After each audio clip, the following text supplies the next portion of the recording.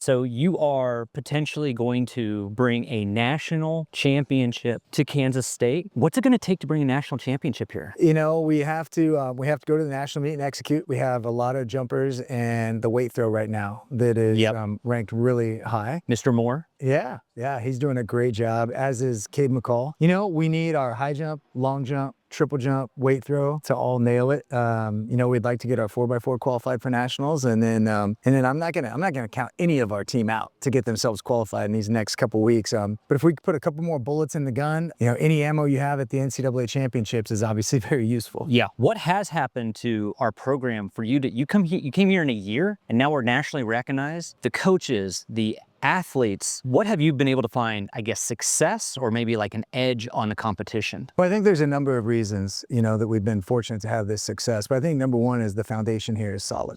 And what has been built here previous to our staff's arrival is excellent. You know, the building that we're sitting in right now that Cliff Revelto and our administration made for us it's a game changer. Nice. And, you know, it's a huge recruiting tool, but it's a great opportunity for the community to bring some world-class track meets right here to Manhattan, Kansas. And so this right here, this indoor track in this setup is a very large part of our success. And that credit goes to all the people before us. Awesome. That's great. Yeah, you know, and then I just appreciate the kids and the buy-in, not just the new recruits that we signed that are here now, but also the kids that we inherited. You know, we didn't recruit Vanessa Mercer, we inherited her. She bought in. And she's breaking records. Yeah, she's doing a great job. And Coach Kip Jambrin and then Coach Matt Clark and the multis and the sprints, you know, they're tag teaming the efforts with her, and they're just they're doing a great job, and she's doing a great job being coachable. I was really psyched to see that mile record broken. That was cool. Yeah, that was great. Well, and you know what's really 40 years? It was crazy. It was just old. It was an old record for the mile, the female indoor mile. Yeah, that's awesome. Yeah, Vienna just did a great job, and so Deb Tornedon, like her record, I think it was 1983. I think is what it was actually. And so, but she was here to see. I know those dates. I was born a little bit after those dates. Yeah.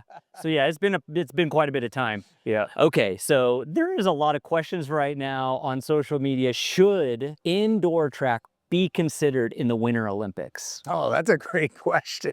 I mean, obviously I'm biased, so yeah. I think it'd be awesome. Let's get going 2 times or every 2 years. Yeah, I think it'd be great. I love that. I think we got to get that going. Although the argument against it's 70 degrees and sunny in here right now. True. So it does maybe. Yeah. I guess if we bring the temperature, we do it in the curling. Yeah. We do it in the curling arena. Okay, so facility-wise, you talked about that. What are we expected as fans to see change in this facility right here? What it could potentially be and look like? We're working really hard right now. We want to put 3,000 seats in this indoor track. And I actually spoke to the Big 12 office today, and they're like, hey, when you guys are ready, we want to host the Big 12s in 2028. You know, I don't know if we can get there and get this done before 2028. You know, we have to raise $10 million and put 3,000 seats in here to be able to do it, but we're trying. Yeah. And there's some great conversations. We have the renderings put together, and I mean, we're putting forth a lot of effort trying to make this thing happen. So, you know, there's a lot of hoops to jump through on a lot of different fronts, but we are definitely trying to make it happen. Yeah. Let's get some AC in here. Yeah, the HVAC is a little bit weird, but yeah. There's some stuff we need. There's no doubt, but I tell you what, it's already an electric like environment already. You have to come support these track and field athletes, and of course, forgot to turn that off. Look how professional I am. You have to support these indoor track athletes. It's fun to just be so close to them and personal. And you get to really see speed and athletics, and just it's a fun environment. Yeah, you know, that last meet that we had in here, and we let the crowd come out right in the middle, right where we're sitting right now, and they could see how impressive it is for an athlete to jump over 7 feet 6 inches in the high jump. Yep. Or the women were long jumping close to 23 feet to see how far that really is. And so or just the 4x4s. Yeah. I mean, that is some speed right there. Yeah. Well, again, I mean, our women, they broke the school record in the 4x4. Yes. And, you know, we had a couple of ladies split 52 seconds on that relay. And so it's pretty awesome, man. And when you look at how fast that really is, and when you're right next to it, you can feel the energy of it. It's like NASCAR, and you're 2 feet away. I was a little bummed to see our anchor in the 4x4 the other day pull up real quick. And the men's 4x4, that hurt. That hurt because we were leading Baylor in that 4x4. And Baylor, if you don't know, Baylor is known for their 4x4. Yep. They are. Yeah, that's 4x4 And we were winning. Yep. That's okay. Yeah, but We'll get there. as a freshman, and Heath is getting healthy and coming back, and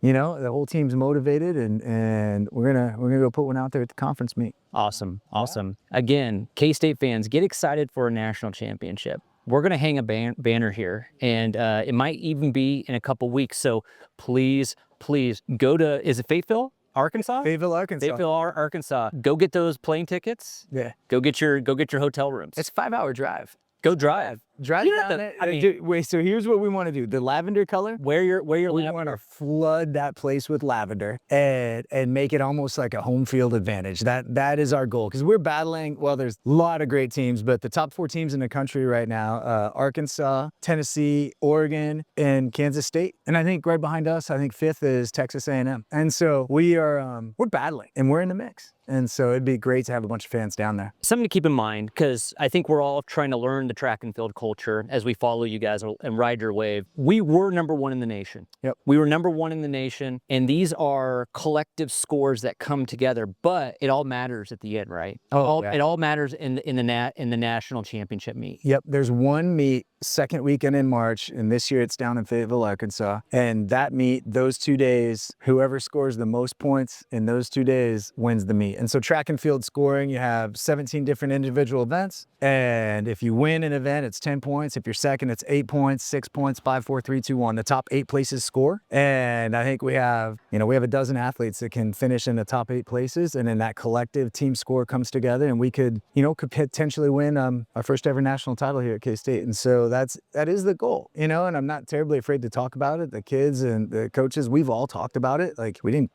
come here not to try to win. Right. So Right.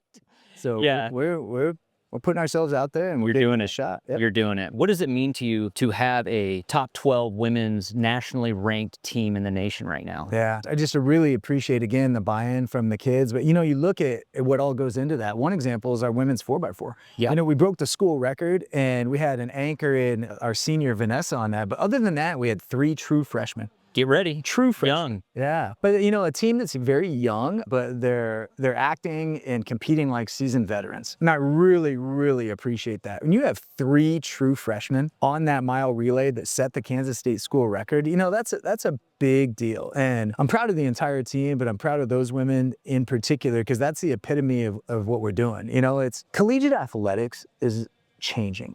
And obviously we all know with the portal and rev share and the NIL and all of it, it's constantly changing. And I think we're slowly coming to some common ground. But what's exciting for us is that we have true freshmen that we recruited that are contributing. And don't get me wrong, we're going to take advantage of the transfer portal and do that. But we have a team.